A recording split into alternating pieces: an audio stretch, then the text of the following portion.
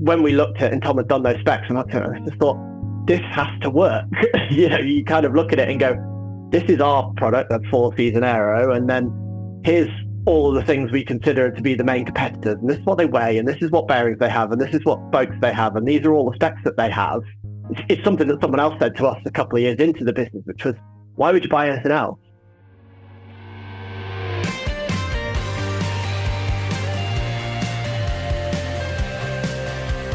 From Escape Collective, this is Overnight Success, the podcast about the entrepreneurs, the personalities, and the passionate people who make up the sport of cycling and the stories behind the icons they've built.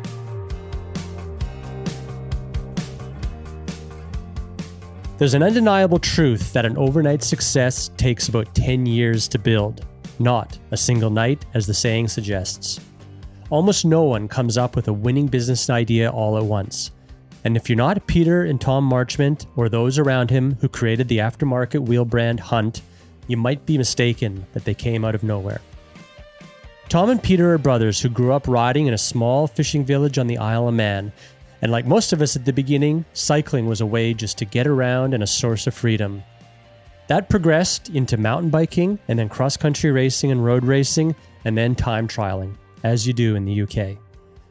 Peter went on to university to get some background in material sciences, while Tom took a degree in ergonomics, which is basically human psychology and physiology applied to design, which admittedly he didn't like very much. Their paths diverged after university, where Tom started working in a bike shop where he got some industry experience, while Peter went to work at a bank. Peter and Tom have been slowly putting the building blocks of their steadfast aftermarket wheelset business together for nearly a decade now, all starting with an online store called the Inner Tube Shop, started back in 2013. Here's Peter and Tom Marchment, who both started at the Inner Tube Shop, telling us about how Hunt began. I kind of got into riding through Tom riding first, so maybe because he's older, obviously, but right. Well, the very early stages of it, actually, there's another brother in the middle, Andrew, who's between the two of us. Oh, right. And there was a little bike shop in the town that we went to school in that would do take the kids up in a van to the woods and do little downhill runs and stuff. So you guys would do that. I was way too scared to do that. And so I never really came into any of that sort of stuff. What was the town? Where were you guys growing up? So that was a town called Peel in the Isle of Man. Where we both grew up. Proper fishing town. Real little small fishing town. One high school that we went to, we were in one of the villages over. But it was a great place to ride bikes and to get out because there was reasonably safe place. You can get around on your bike, and there was some good hills and some good plantations where you could go up, and people had started to build some mountain bike tracks. So I know those guys started doing that, and then you got into it much more at uni, didn't you, Tom, and joined the downhill club, and then So all mountain biking to begin with for you guys, eh? It was, definitely. For me, and I think Tom came back home and worked in a bike shop kind of when I was 17, 18. So started to kind of see you riding bikes and stuff, and then when I went to uni, got a mountain bike and started doing some sort of cross-country riding and things like that, and that's kind of how it started for me. I kind of really picked it up from Tom, and then definitely came in through the mountain bike side, but definitely not kind of the style of riding that most of us are doing now, and I probably picked up now, which is more sort of like trail enduro riding. But back then it was much more, lots of short travel, hardtails, just going over the mountains. So, and tell me how the Inner Tube Shop came about. I've never heard of this before. It was mentioned to me that's earlier. actually the very first bit of the business that I started. So when I finished university, I went back to Alman and I worked in a bank. And you were taking earth sciences, judging by your LinkedIn profile. Nothing to do with design or I kind of came into it my university course was a bit odd, but basically you could do lots of different modules. So I ended up doing quite a bit of material science. You spent summer at Queen Mary University, didn't you, Pete? Growing carbon nanotubes in a lab or something. Yeah, so I did a little bit of work on sort of composites type stuff whilst I was at university as well. But ended up then working in a bank just as kind of a decent job to get Tom and I had shot the breeze about sort of kind of business ideas quite a bit. And Inner Tubes was something which felt, firstly, actually quite hard to understand. I actually didn't understand how the sizing of tires and inner tubes worked until I started that business, because, there's 3 different types of systems for how you size it. The number that's written on the side of your rim isn't actually the size of inner tube that you want. It was complete nonsense. Yeah. So looking at that, and then looking at, frankly, the prices that people were being charged for something that I knew from talking to Tom, you could buy those for, pretty much $1 each if you went to the supplier directly. So looked at that and thought there's an opportunity here to make this a lot simpler and a lot more effective for people. And that's really where that business came about. So it was, you could buy a pack of inner tubes for £10 for 5 inner tubes, get them sent through to you in the post, small enough to fit through your letterbox. But also the information on that website and the way we dealt with the customer service made it really easy for people. So, we actually ended up getting a lot of people coming through, not just getting support on how to, what bike inner tubes to buy or how to change them, but, you get people who trying to get tubes for their kids' bikes that are in weird sizes, also like mobility scooters and all this random stuff. But it was actually really satisfying being able to help people do that process, get them what they needed, and get them going again on whatever kind of vehicle they were in. So this is in 2013? End of 2012. Yeah. Just got the website up in, I think it was like September 2012. Actually switched the website on to test it or something, and then got like 2 orders. I was like, oh no, I haven't actually got any product yet. So I had to like buy a couple of inner tubes for $10 a piece. Somebody so that then we could actually fulfill the order. So did that, but after a couple of years, had a business that was enough to kind of have allowed me to quit my job, and hired another couple of people part-time to help do the packing and dispatching. And you were doing this out of an office or some sort of So I actually, to save money, I moved into Tom's spare room. I did out of Tom's garage, which is very kind of him. I think the basics of that business, which was really just thinking about what riders need, how to make sure the product suits what they need, and presenting it to people in a way that's really easy to access and to understand, and doing it at a fair price, is like, that's kind of something that's really carried forward through to everything else that we've done since then. And the mechanics, software, kind of systems, the business setup that you created there gave us the ability that when I joined you, it meant that we could really accelerate. Because when you start a business, you don't realize just how much administration work and like just system setup work you have to do. And that takes a huge amount of the focus and distraction off. Whereas Pete had already done all that. He'd set up an ERP system. He had a working website capabilities. He had accounts set up in the background. Obviously, he had all the kind of the shipping contacts, the in and the out, all of those things that when you start a business, you think you're going to be doing all this stuff to do with, product or marketing, designing. Like you spend a huge amount of time looking at Excel spreadsheets and dealing with forms for different authorities. And Peter set up a load of that stuff. And that was a real basis for how, when we started on other projects, it meant that those things, first of all, you learned a lot of that stuff and how to handle it, but also it meant that you don't have to spend your time on that. You can really spend your time on the things that make a difference. So Tom, how did you come into the business then? I'd done a degree called ergonomics, which is like human psychology and physiology applied to design. I really didn't fancy doing that for the rest of my career. I really enjoyed bikes. So it seemed a lot more exciting doing bikes than running experiments on people's interactions with systems for the rest of my life. So I went to the bike show in London with a CV and just went around and spoke to as many as I could. And Matt and Damo Upgrade Bikes were really decent. So that's the people who own Kinesis UK and DMR Bikes. They offered me a job and I moved down to the south of England. And then I got offered another job. Whilst out on a bike ride, I met someone called Paul, a company called iRide. They're the distributors for things like Northway Speedplay, at the time Eddie Merckx, DeRosa and things like that. And it was something like quite a cool step up in terms of kind of leading all their marketing and product sourcing activity. So it sounds like you're getting a good insight to the landscape of the cycling industry and sourcing and marketing and distribution and who's who. And Pete, you're getting a good idea of how to run a business, an e-commerce business. And were you getting an insight to the cycling industry doing tubes, or was that quite siloed from the rest of what you would end up doing? I suppose a little, a fair bit. We were still buying stuff from distributors and so chatting to people there. But Tom and I were always talking the whole time. So I'd always spent time around. I'd even kind of worked.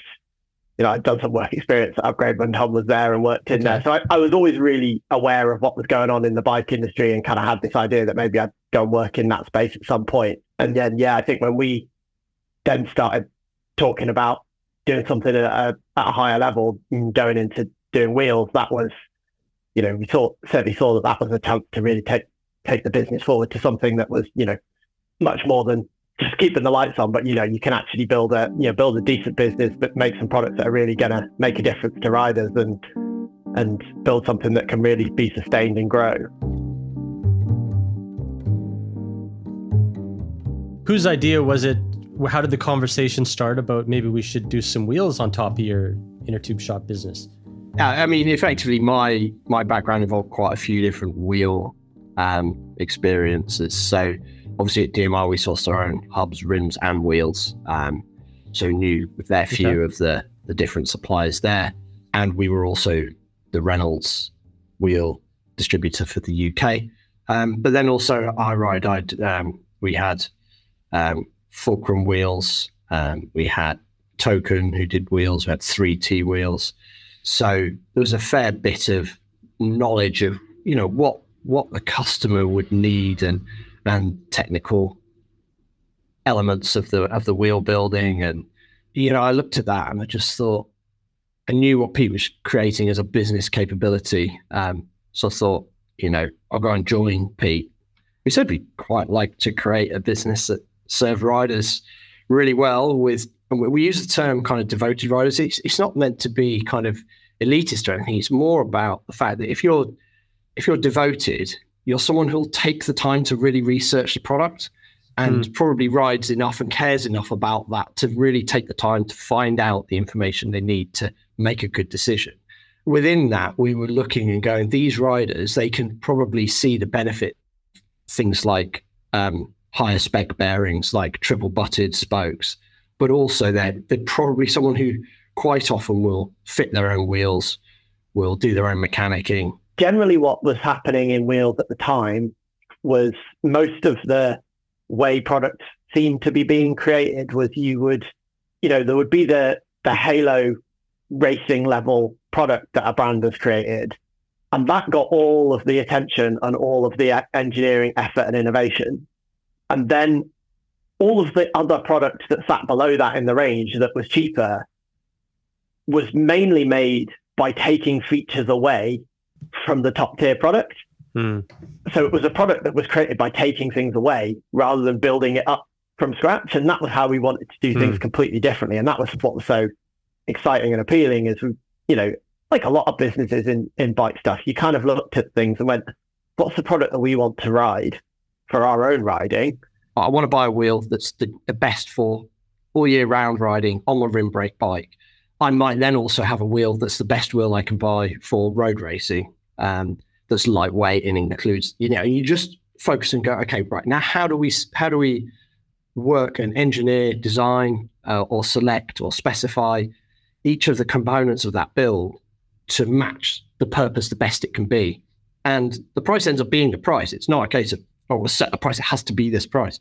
It's how do you select the right components? And we knew so many different suppliers. And of course, within elements of that, you're having to specify, you're also having to design certain elements that don't, because you don't have the available components.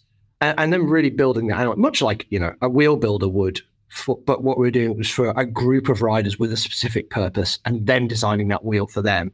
When we looked at, and Tom had done those specs, and I just thought, this has to work. You kind of look at it and go, well, this is what, it sounds really boring, but we put it in a spreadsheet and went, this is our product, that's 4-season aero, and then here's all of the things we consider to be the main competitors, and this is what they weigh, and this is what bearings they have, and this is what spokes they have, and these are all the specs that they have, and the internal width, and are they tubeless compatible, and all this kind of stuff. And you went, you know, it's something that someone else said to us a couple of years into the business, which was, why would you buy anything else? And at that point, when you had no brand that meant anything to anybody, you just, we created a name, we created a logo, but that had no cachet to anybody else. You had to stand on what that product is going to do for someone. And it went, well, yeah, even without that, why would you buy another product when this one does what it ticks all of those boxes and does all of those things so well? And that's kind of what was the clincher, that we've got to go for it, because I know that product is more attractive and is what I would want to buy more than anything else that's out there. So what's the next step? You have a spreadsheet of a spec'd out product. You would have put a lot of thought into it, as you just mentioned. What's next? How do you just start ordering from different suppliers that you had in your contact list, Tom? Or where do you get them built? Do you have to make a trip to China or Taiwan or whatever, or wherever these are manufactured? What do you do at this point? I'd spent years going out to Taiwan already, with both Upgrade and R-Ride. Really, the main thing was to go and visit suppliers, and actually the specification of the products we wanted didn't necessarily already all exist. We had to go and work on those. For example, the 4-season disc, which was at the time I think it was the year the GT grade first came out, because that was 2016, and I think we were speccing these wheels in 2015. We had a range of 3 rim brake wheels, a race aero wide, and a 4-season aero. And they say what they do, do what they say on the tin. Yeah. They were all had to be tubeless, ready, or had to have triple body spokes, or had high-end bearings. So the key element there is it's a pretty complicated supply chain. Just if you take one wheel, you have a rim tape supplier, a valve supplier, a spoke and nipple supplier. You have a rim supplier, a hub supplier. You might deal with the bearing supplier separately, and then you have a wheel builder. IQR. Sorry. At that point. QRs, yeah. At that point. QRs, yeah. That's and a box. There's different supplier for that. So if you just look at one product, you've effectively got 9 different suppliers there. So we would go and meet every single one of those. And of course, if you've got a range of wheels, you may have different suppliers for all of those. So for example, at the moment, I think we have how many different Taiwanese aluminium rim suppliers, Pete? Maybe 5 or 6, something like that. So you're going out to just under a dozen suppliers. You order these. How many do you remember ordering? How many sets of wheels or parts? I think we had to do something like a few hundred wheels on the first order, which is quite scary, because Pete and I, we didn't have like super high paying jobs or anything. We were pretty basic standard salary jobs before this. So, thank God our wives worked in the NHS and had good, my wife was a midwife and yours as junior doctor at the time. And thank goodness we had some basic backup in the background, and we'd saved some money up. And how are you going to go to market with these? How are you going to tell people about them? How they were going to buy them direct to consumer? Was OEM also part of the plan? So Don Mason, who founded Kinesis UK, at the same time as I joined Pete, he'd already started work on Mason cycles. And obviously we knew each other really well, and we'd worked together well, good friends. And he said, I'd actually worked with him on bike speccing and also doing some business planning, margin modeling for him. And he'd designed the Hunt logo for us, which we really appreciated. Did an amazing job with that. And he was speccing a 4-season disc brake road bike, because that was, Kinesis, he'd created it. 4-season winter training bikes had been a really big thing that he kind of nurtured as a scene in the UK for serious racers. And so he wanted something that was a versatile rounder, and he needed a wheel set to do that. And we were looking at it, and fairly simply, mountain bike background, we already had mountain bike 29er wheels that were 1,1600 grams, which took disc brakes and tubeless. Like, why are the road disc brake wheels all twice, 50% more expensive and 200 or 300 grams heavier? didn't make any sense. So we went out and we worked on that specification. Obviously, that relationship with Dom and Mason Cycles for us, it wasn't about how do we do loads of volume. It was about how does that help us make better wheels for the customer. But the initial plan was direct to consumer. Then it was, and you guys were going to use the Inner Tube Shop, the database and website, and switch that over to help you get a running start, or a bit that really the main aim. And we always knew we'd do offer trade discount as well. But really it was. I had some fairly good relationships with, very good relationships with very decent, hardworking journalists who, at the end of the day, journalists are just like us and just like most of the people listening to this podcast. They love riding and they love how improvements in bike technology and gear can make that riding experience more fun and exciting. And so having those relationships where we were able to go and say, this is what we're trying to do for the rider. This is the technical information, and it was great because obviously Pete's background, having such an understanding of metals and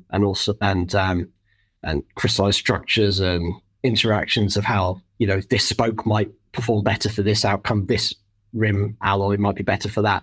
This is why this type of bearing might be the best thing for that. That was the way. That was really good because it meant we had some really good technical information we could share about how we spec the product. And just communicating with journalists, and they liked the product. They told people about the new specs when we launched. People like yourself and the background of those types of journalists. I remember. I've got a set that I absolutely love on my ride every day on my computer. It's great. So you said you launched, but so what happened to the Inner Tube Shop when you launched, and how did that transition take place?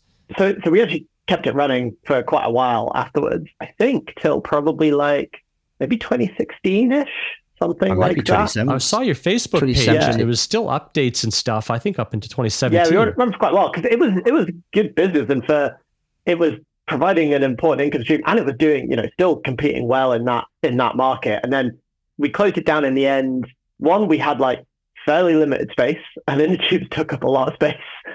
And some other websites have started to compete a little bit more, so it was a little bit tougher going. We probably had to squeeze the margin a little bit more to make sure we could still be competitive. So it wasn't making as good a margin, and we just thought, although we like it and we think it's a really good business and still has a future, the work we would need to do to get it competitive again wasn't worth it versus the work we could be doing on Hunt. So we just decided to kind of sell down and clear it out.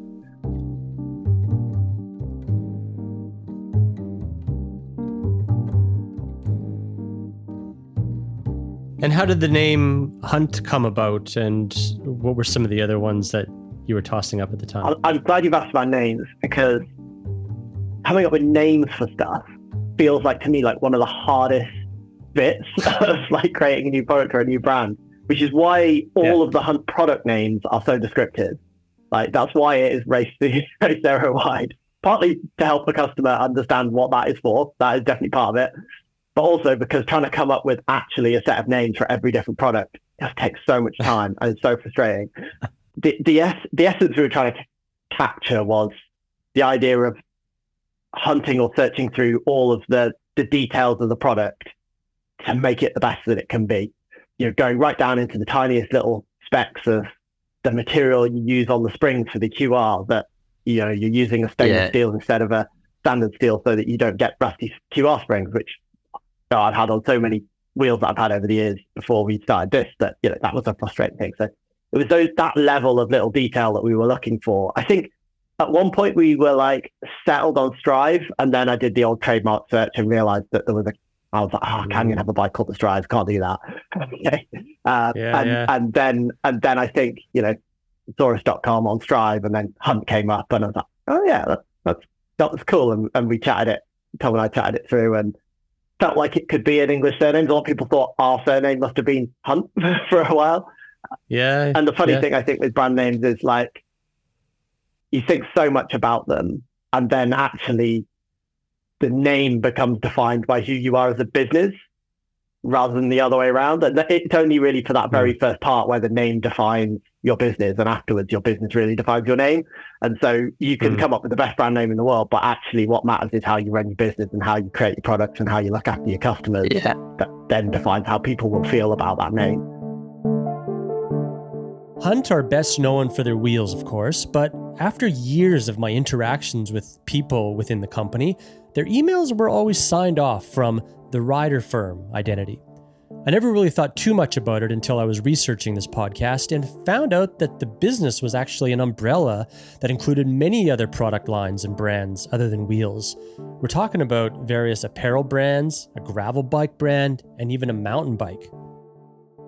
We talked about the Rider Firm as a name, and we had Sarah was the first person who started working with Peter in the tube shop, and showed was the second person, really good people. Sarah's a rider as well, really into mountain biking. And the next person that joined us was Josh Ibbott, who he's relatively well known in the ultra distance racing, bike racing scene, having won a few events, had seconds and podiums and quite a few others as well. I'd worked with him at iRide. He'd been at USE Lights before that. And he left iRide, and then after riding his bike for a bit, we were chatting, and he came and joined us in April or May 2015. So just after we'd launched Hunt.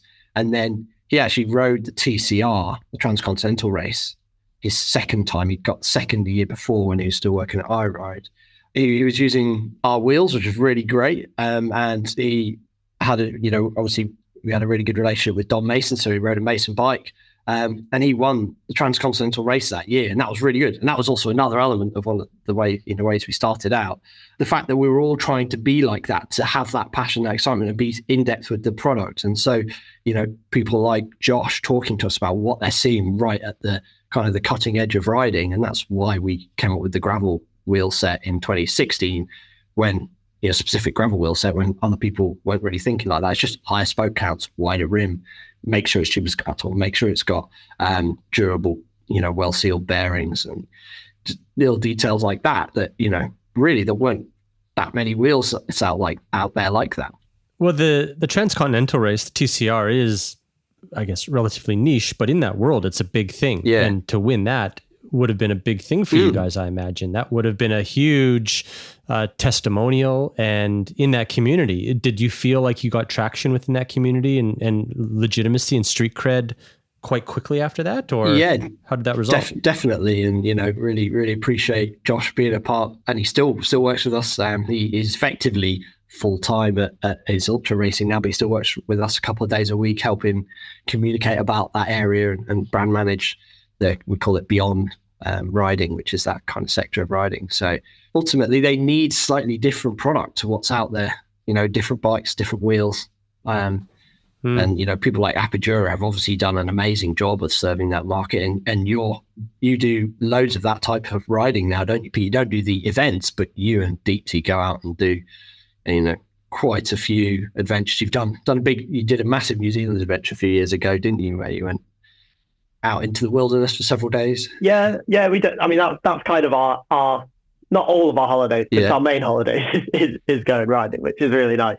And like using, and I think that's an important part of it, is just using and understanding the product, not because I want to do it as part of my job, but just because I enjoy doing it. And that's the kind of riding we want to do. So, and I think that riding that Josh did, and the sort of riding he does, and then the people that he's brought in as riders for us as well, is so useful for us to push the product forward and find the limits of what the product can do, and then work out how to improve and get past and get better again. So the first changes we made to a gravel product were quite simple. It was a higher spoke count, it was a wider rim bed. That was the main things we were doing. But as we've gone through, we've really evolved our understanding of what those products need to be as that range has filled out. And now, we have aero gravel products and much wider internal widths and those things, so that whatever kind of race you're trying to, or event or riding you're going to do on it, we've got something that will serve that purpose, and we'll do it, and ideally the aim is that that's the best product available for what you're trying to do with it. In 2017, Tom and Peter received a pretty large bump in media attention and product development by hiring the Italian aerodynamics engineer Luisa Grapponi. We were really kind of excited when Louisa sent us an email and said, "Look, I'm excited by what you guys are doing." She was working at Campagnolo, and she'd previously been at 3T. And I think she quite appreciated the time she'd had at 3T, being a smaller business, looking, innovating. That was her first job in the bike industry after working at BAE as a consultant for a consultant company to a BAE project for aerospace type work, for aeroplanes. And she said, "Look, I'm really excited about what you guys are doing. I'd like to, can we speak?" And yeah, she came over and spent the weekend with us, and we had a really good time. Met, obviously, Ollie and Josh and Sarah and Shirley and the rest of the team we had here. And, we just thought, let's give it a go. And Pete, and up till that point, Pete and I had not earned really any money out of the business. And we were like, okay, we might have some salary. We might be able to pay ourselves after you'd started the business 4 or 5 years ago.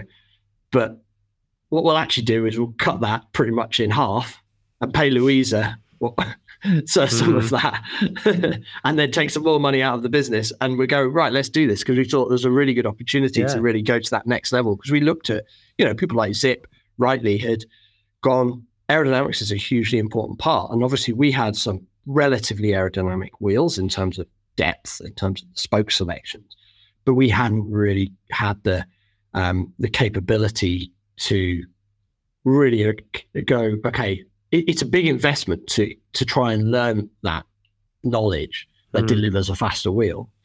Whereas Louisa had already been through that she tested with Cervelo test team, Movistar, developed wheel shapes at Campagnolo and at 3T, and she had tested a lot of competitors, so she knew what worked. I think when we started, totally understandably, Louisa was like, okay, well, we'll do something quite like what everyone else is doing.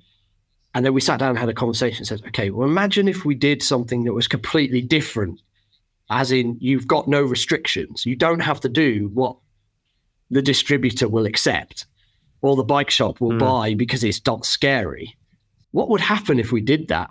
And effectively, we ended up with some shapes out of that work, which were considerably wider than the shapes in terms of aerodynamic performance when you've got a leading edge of a 28 millimeter tire, which was the trend and the movement there, even though most of the manufacturers were focusing on 25 millimeters as an aerodynamic racing tire basis.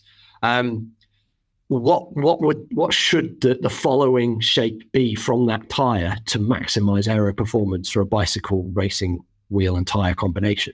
And there was a couple of things in it that you Tom's touched on one there, which was the width of the tire that you were building around.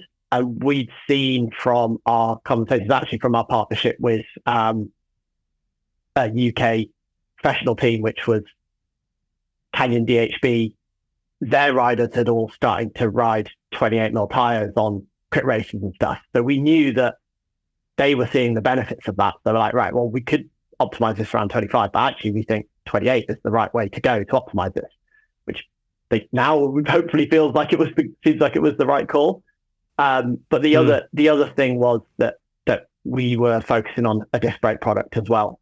And there were carbon aerodynamic disc brake rims out there, but pretty much all of them were based on, even if they were a disc specific profile, they were based on the principles and the restrictions and that apply when you're having to make a rim brake.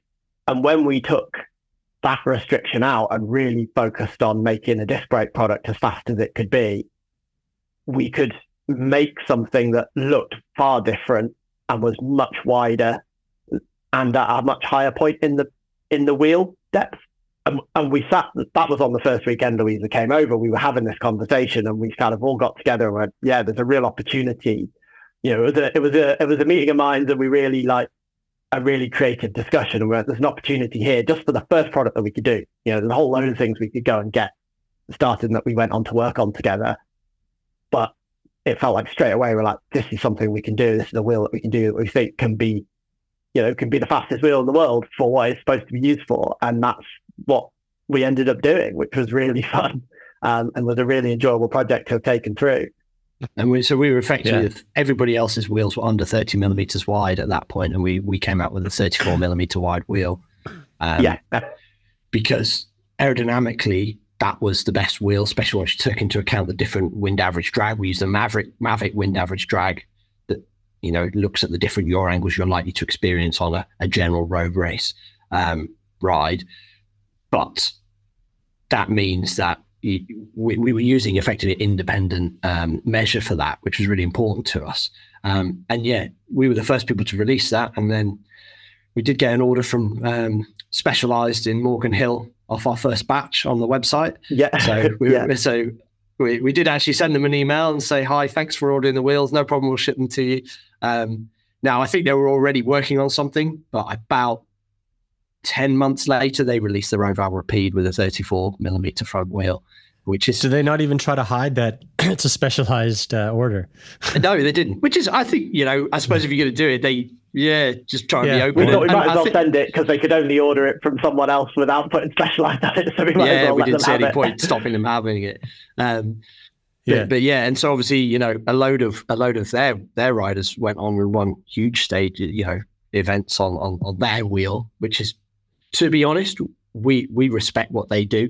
They actually did some interesting things, and we've learned from them as well, because obviously we're competitive. We've tested their product for our future development each time, and so that competition pushes the product up for the rider and makes the product better. We were really determined to be really open about how we tested it and how we validated the performance of it. And wind tunnel testing, has its limitations, but is still the best, most repeatable way of reliably assessing and developing product and assessing how they perform against each other without a lot of uncertainty that comes into measurements that then when you start to do real world testing, which has its validity as well. We put the data from the tunnel into a white paper that we shared with people, and we put our competitors' data in there as well and showed how we performed against it. And till that point, really, no one had done that. The bigger brands would put, if they did release wind tunnel data, it would always be against their own previous product, which is not really a useful comparator for the rider. And what we wanted to do was actually help the rider. And we were happy to put that out there, even if we didn't come out on top.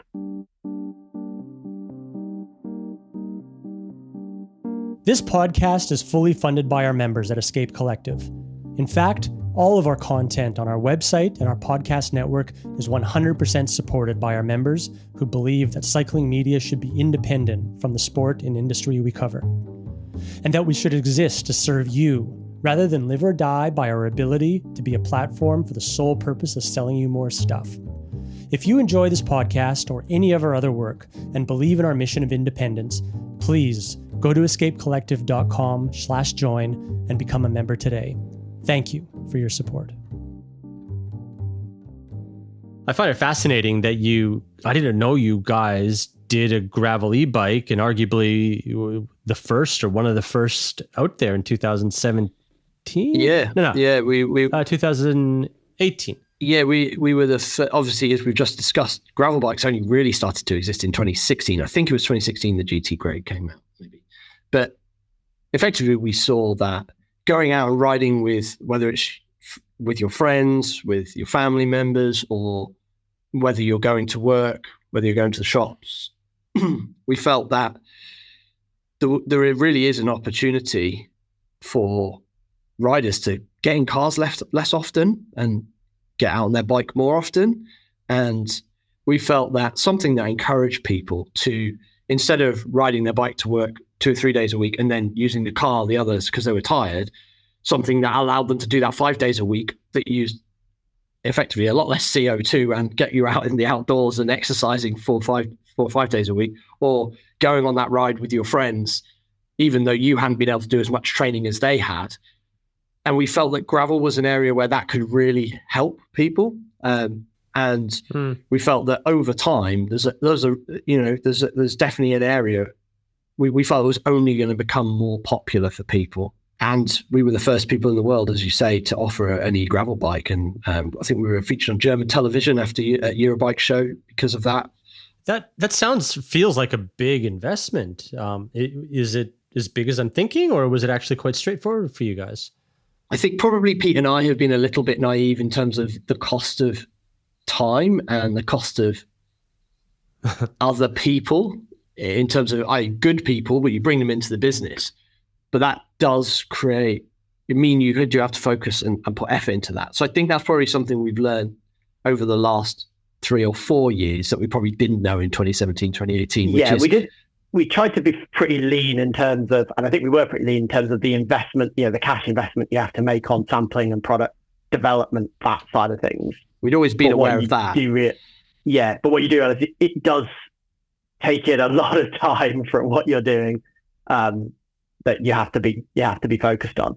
So I think moving forward, we probably are not going to be, for a reasonable while, expanding our offering in terms of having other key product areas that we go into outside of Hunt, Cairn, and Privateer. And obviously we also have to...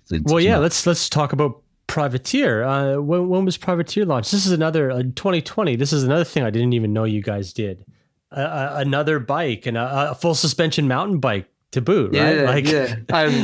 And we've had some really nice results with that. We've had some really top EWS results. Matt Stottard, who started working with us from the beginning of Privateer, he actually came on as Hunt. The Hope team he was racing for closed down over Christmas, and of 2018 or 2019, and we were already looking at working on an enduro bike spec because we felt that this was an area that hadn't moved forwards for the rider. We eventually coined the term Privateer because it meant so much to us as riders, as the brand name. We already had the DH Privateer wheel in the Hunt range, and it was about the rider who, really does research, probably does their own mechanicking often. It's born in how do you make that product serviceable, long-lasting, durable, all things that nowadays are meant to obviously good from a sustainability point of view, but we were looking at them originally, just how do we make the rider's life the best it can be with this product for as long as it can be, having spare parts in stock and having an aluminium frame and having the best performance that you can have. Those types of things is where Privateer came from. And we worked on that with one of the best engineers available that we kind of linked up with a guy called Ali Beckett, who designed Sam Hill, one of your famous and awesome bike riders from Australia. He'd ridden 2 of the bikes that Ali had worked on with the team at Nukeproof. Obviously, he left Chain Reaction and Nukeproof that year, and we linked up with him and thought we can see the opportunity in the market and what the customer needs. Let's see if we can make the best possible bike for that Privateer rider. I did it and launched it, and we got quite a few pre-orders, and that sold very well. I have to say though, the bikes side of our business during COVID, we've had, obviously everybody gets a large amount of demand during COVID, but we would already sell out our bikes before COVID happened. We'd sell out our bikes before they'd land, and it was really good. But they were still very small businesses at that point. And then, of course, the supply chain became a very challenging place to operate in during COVID. Really, we got some supply of bikes during COVID, and we sold everything we could get. But we're kind of we kind of almost had to allow our suppliers to get back to normality before we could do some of the key development work we wanted to do. Some of it we did do, but it took a lot longer than we'd hoped it would. Yeah, timing-wise, it was kind of unfortunate in that, really probably both brands were at a point where they were just starting to get that bit of early momentum. And then, you just got, supply just almost grinds to a halt for a while. You have to almost do a little bit of a restart on them with the next era of product that you want to do. And so that's been a challenge to get that to where we are. But I think we're in a place where, we've actually got some really good product going to come through on that, and we're really excited to get get those bikes out to people and when they're here soon. Another big milestone, which had, I don't know if it was fortunate or unfortunate timing, but in 2020, you guys expanded to Boulder. Yeah. Got into the US market. Was that timing of COVID and the heightened demand a good thing for you to be able to get a foothold there, or did it? It was a bit of a wild time, because actually the timing of it was, we knew we wanted to expand in the US. That was a really important part of the plan, and we'd spoken to a few people. We put adverts out, and we hired, interviewed for people to be, the market manager for the USA, so effectively to run the US company.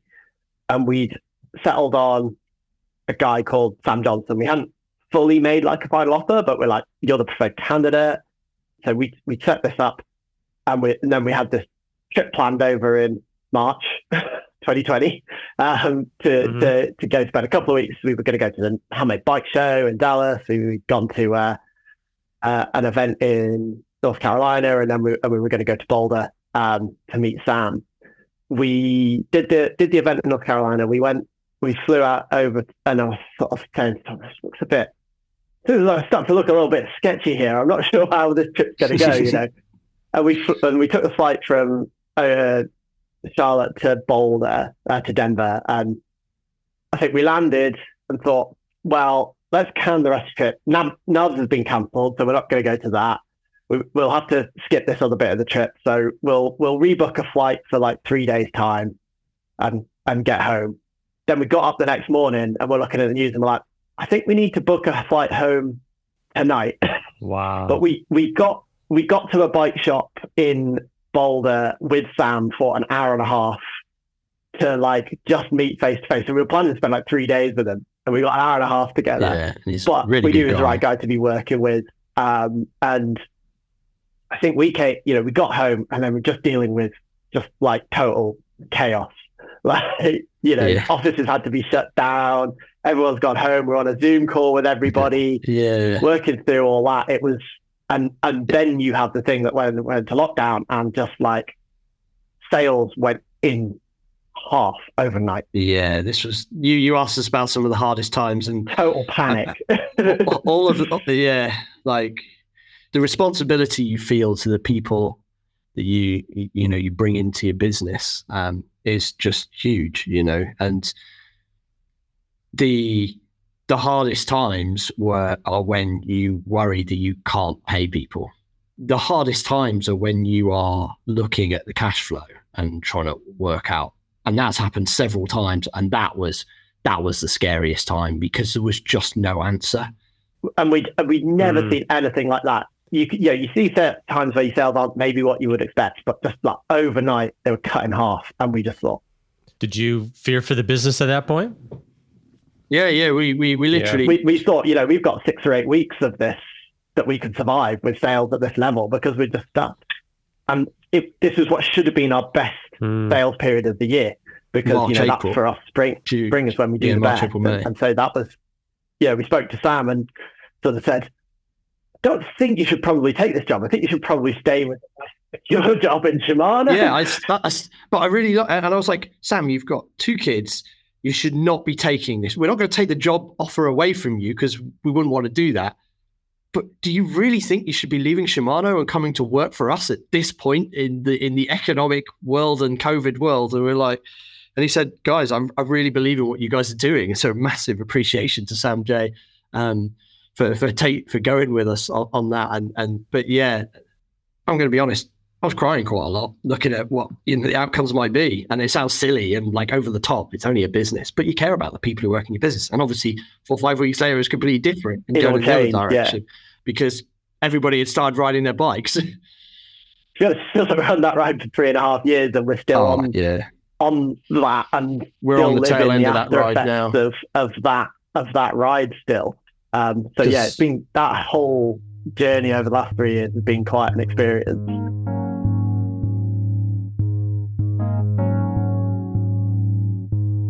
There was another big milestone for you guys in there as well in 2021, when you guys sponsored Quebec Assos, a world tour team, which is huge for you guys, I imagine.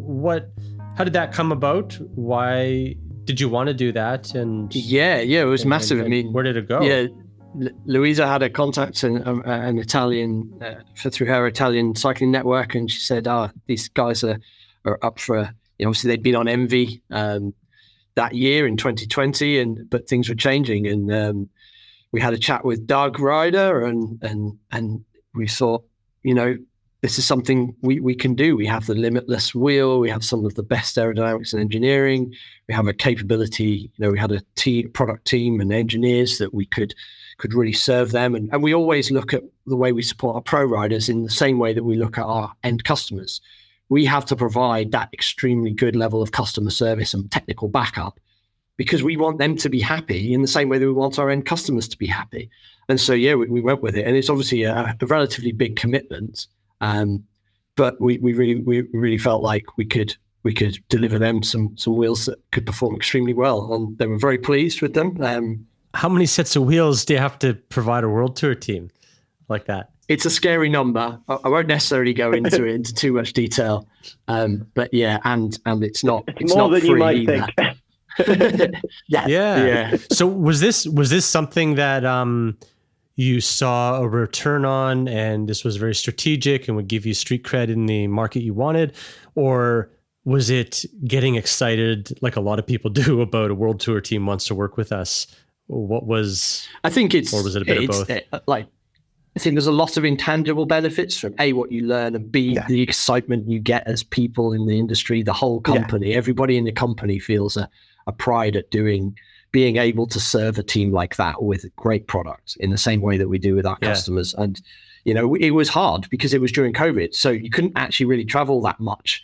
And you couldn't even go and see many of the races, which of course you'd love to do, but you couldn't, But I do remember that Ollie, our brand manager at the time, and Paddy Blake, who I mentioned before as well, senior product manager, they didn't want to go to the team camp so that all the riders had the wheels properly set up and working really well. So I remember them saying, so they had to load the van, they had to do loads of COVID documentation. They went over, and then I think on the way, so they had a really good week with the team. They'd obviously followed all the COVID protocols, done all the documentation they need to do. On the way back, they're in the van. We've got like a black transit van driving through the French auto routes, and they get surrounded by French police cars, and they get pulled over, and then French armed police get out pointing massive rifles at them. And they think that they're doing something they're not supposed to be doing, of course. But they did. So they ended up having to spend a little bit of time on the side of the road showing all their documentation. And this is the world of COVID in Europe. I mean, I imagine you had certain things like that in Australia. It's just by wheels. And we've got all the documentation. We're allowed to be doing this. But so there was some slightly crazy experiences that came out of that. Still a slightly mad time of year. But I think the thing with that is you get so much out of it. It pushes the product forward because they test stuff in a way that it's really hard to get out of. And we were really pleased actually how well everything performed when we did that. We didn't actually really have many issues at all from the testing they put that through. And so that was a really positive thing. And although we're absolutely fans, and the ability to be a part of that team, even though we didn't really get to spend very much time with them at all individually, the brands that are there year in, year out with World Tour teams are not doing it because it's exciting. They're doing it because of what it delivers to their presence in the market and what they can do from product development and how they can bring product through. We were always really very pleasantly surprised at how positive Doug was about the relationship. We always felt like we wanted to do better all the time. And Doug was like, "You're so good as a supplier. I love working with you guys." We had some really good time with people like Victor Campenaerts and Simon Clark, going through at the beginning of the season what they would want, or at the end of the season what they felt about the wheels and their feedback. Seeing Victor Campenaerts win on the 48 limitless wheel in the Giro d'Italia, seeing Mauro Schmidt win on the 50 carbon aero disc, and Nizzolo finally getting his first win at the Giro d'Italia after all those second places on a set of our wheels, all in the same year, was just an incredible experience. That was a magic race, and we've got a photo up in the customer service office. We call it our rider experience now, but in the RX office, from Victor, and I remember because it was a breakaway in the rain, a horrible day, and it was a 2-up sprint. And you can see the difference in the wheels, because you can see how much wider the wheel and tire is on Victor's versus bike, the Shimano, the narrow Shimano wheel, than the narrow wheel millimeter tire. It's surprising how much difference there could be in the equipment, and you can kind of see on that day, there was a death-defying descent in the rain down some horrible roads, and that ability to run that extra width, that aerodynamic benefit, being able to run a lower pressure, those are some of the things that just added up to have a little bit of making the result. And Victor's whether we can't really claim that. But it's nice to think that you've been a part of that, and that difference in the product has been part of making a tiny difference there. That must have felt pretty incredible with where you guys have come from to being spoken in the same breath as Roval and Campy and all these Zip and all these historic wheel brands, and you guys are in that, and you're winning Grand Tours and stuff like that, stages in Grand Tours. And how does that make you feel? I don't think we think about it a huge amount. The main thing is, I think no one's sitting on their own doing their own thing completely independently, and we're actually all building off each other. We didn't invent making carbon wheels. We didn't invent lots of the things that go into our product, and we've all built on the work that other brands and really talented people have done as they built those brands up. And that's gone into some of the things that we've used to then make things that are better for riders, and some of the things that we've done, the innovations we've taken forward, other people will use and are using to make things better for riders. And ultimately, although we're here to, make sure we're making a business that, turns a profit and keeps us all in jobs and makes us secure, we're ultimately here to do stuff that makes riders experience better on the bike, because that's what keeps us going, and that's what allows us to create product that performs better for people. Yeah, and that it makes all those, you talked about the RX team before, the rider experience team, they're communicating with customers in really in-depth ways, and supporting them. And having Victor Campanart's bike on the wall that the team gave us at the end of the year helps us all when we're looking at spreadsheets or answering a customer email, or working out something in the tech team, or working out a supply chain issue, or working through some of the toughest times when, cash flow is really difficult, which, is always, we've had some pretty hard times this year. It's not been nice. We had to let some people go at the beginning of this year, really good people. And, so the team was so understanding through that. Those are horrible things to go through. And, everyone was so decent. And I guess those things where we get to do some of the nice things help us all to go, okay, that's actually, it keeps us excited and keeps the smiles, and everybody being like, yeah, this is cool stuff to do. There comes a time when many businesses come to a point where they need to raise money to scale their growth. It's a massive step for a business, which starts to get into a whole new world and set of responsibilities when investors get on board. And I wanted to know if and when Hunt got to this point and how they went about it. We wanted to go out and provide an opportunity for people where the appropriate risk that they might want to take was something that was affordable. And in terms of the regulations that go in the UK as well with raising funds, a bond is a loan to the business rather than an equity investment. So they loan that money to us for 3 years. We pay them interest over that period, and at the end of the 3 years, we can pay them back, or if they want to, they can roll that over with us. Who helps you with things like this? Because this gets I've had to go through it myself, and it's fascinating, but it also takes a lot of experience and failings on my part, and that. Who's helped you with that? That's probably the where we talk about some of the key people who've come into our business with experience. They may or may not have necessarily done that, but they often know someone else who has.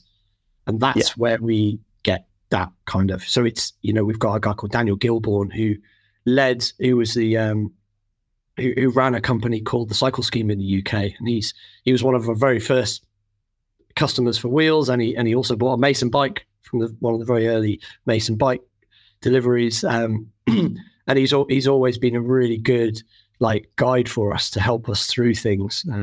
He has a lot of knowledge of, okay, I might know someone else will be able to advise you on how that would work, and link us in. And often they're people you trust, because, you know, if he trusts them, then you're in a good place. So, so kind of really appreciate that, you know, and it all comes through a shared passion for riding bikes. It's a great community, isn't it? To be able to get 1 degree from pretty much anything you need. Yeah, exactly. No, and so like that. Those people say, they've been through things like this in bigger businesses. They've been through hard times. Bike industry had actually been quite stable and sheltered for 10 years. And so, you know, we'll find ways through it. And, you know, when we, that's kind of how we approach things and try and get best advice on those kind of things where we can, and then go ahead and do something that you probably have no idea about how difficult it's going to be anyway, and then find your way through it. Do you credit the ignorance is bliss for being where you are now? Would you have ever done this if you knew what you were getting into, I suppose? Probably not, no. No? Honestly, I mean... Because it's tough. Yeah. The amount of... I think I personally am someone who doesn't shut off from work very well. I think about work all the time. And so I probably wouldn't have done it knowing what I was... It's good you didn't know. Yeah, exactly. Yeah. Because otherwise we wouldn't have created it. And I'm really pleased we have. But I think some of the time it takes away from my family and things like that. Yeah, you do have some hard yards along the way to get there. Since that magical decade that the Inner Tube shop was first launched, Hunt Wheels is amongst the most respected and recognizable aftermarket wheel brands in road, gravel, and mountain bike. I personally own a set of their wheels and speak very highly of them from my own experience. I'm Wade Wallace, and I hope you enjoyed this edition of Overnight Success. I'd like to thank Red Bricks Media for producing this podcast, along with Ashley Deneef for composing the music.